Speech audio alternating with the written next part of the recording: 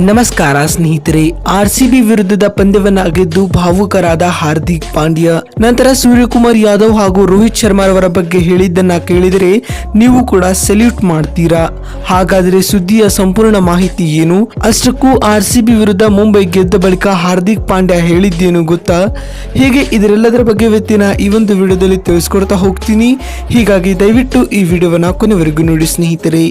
ಆದರೆ ಅದಕ್ಕಿಂತಲೂ ಮುನ್ನ ನೀವು ಕೂಡ ಮುಂಬೈ ಇಂಡಿಯನ್ಸ್ ತಂಡದ ಅಭಿಮಾನಿಗಳಾಗಿ ಈ ವಿಡಿಯೋವನ್ನು ನೋಡುತ್ತಿದ್ದರೆ ತಪ್ಪದೆ ಈ ಕೂಡಲೇ ಈ ವಿಡಿಯೋಕ್ಕೊಂದು ಲೈಕ್ ಮಾಡಿ. ಹೌದು ಸ್ನೇಹಿತರೆ, IPL 2024ರ 25ನೇ ಪಂದ್ಯದಲ್ಲಿ Mumbai Indians royal Challengers Bengaluru ತಂಡವನ್ನು 7 ವಿಕೆಟ್ಗಳಿಂದ ಏಕಪಕ್ಷೀಯ ರೀತಿಯಲ್ಲಿ ಸೋಲಿಸಿತು. ಹೌದು, ಈ ಒಂದು ಪಂದ್ಯದಲ್ಲಿ ಟಾಸ್ ಸೋತು ಮೊದಲು ಬ್ಯಾಟಿಂಗ್ ಮಾಡಿದ RCB ತಂಡವು ನಿಗದಿತ 20 ಓವರ್ಗಳಲ್ಲಿ 196 ರನ್ ಗಳಿಸಿತು.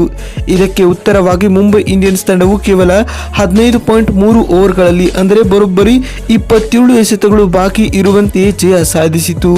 ಮುಂಬೈ ತಂಡದ ಪರ ಇಶಾನ್ ಕಿಶನ್ ಗರಿಷ್ಠ 69 ರನ್ ಗಳಿಸಿದರು. ಇಶಾನ್ ಕಿಶನ್ ಅವರ ಇನ್ನಿಂಗ್ಸ್ನಲ್ಲಿ 5 ಸಿಕ್ಸರ್ ಮತ್ತು 7 ಬೌಂಡರಿಗಳಿದ್ದವು.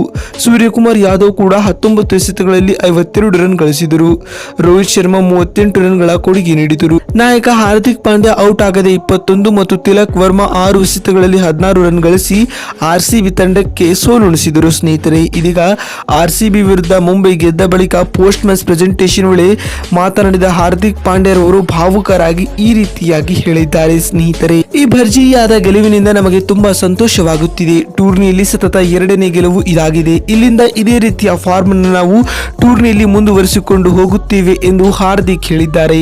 ಇನ್ನು ಮಾತು ಮುಂದುವರಿಸಿದ ಅವರು, ಇಂದಿನ ಪಂದ್ಯದಲ್ಲಿ ನಮ್ಮ ಬೌಲರ್ ಆದ ಬೂಮ್ರಾರವರು ಅಪಾಯಕಾರಿಯಾದ ಬೌಲಿಂಗ್ ದಾಳಿಯನ್ನು ಸಂಘಟಿಸಿದರು.